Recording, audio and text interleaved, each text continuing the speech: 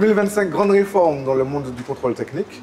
Quel sera l'impact et quelles seront les obligations pour les usagers de la route? Alors aujourd'hui, cette nouvelle partie du contrôle technique qui se rajoute au contrôle auto, c'est la catégorie L. Elle comprend moto, 3 roues, quad et véhicules sans permis. La réforme 2025 va nous obliger à contrôler des points supplémentaires qui seront, à partir de mars 2025, le sonomètre pour contrôler le nombre de décibels dégagés par un véhicule qui tourne. Le deuxième point de la réforme en 2025 va concerner le céléromètre qui va permettre de contrôler la vitesse des véhicules et si on est en phase avec la réglementation et les normes constructeurs. Quelles seront les nouvelles obligations pour les propriétaires de motos à partir de 2025?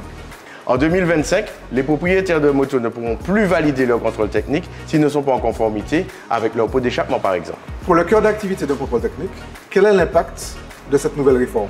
Aujourd'hui, pour nous professionnels du contrôle technique, ça nous impose une montée en compétences dans un domaine qui est plus large, puisqu'on rajoute la moto à l'auto.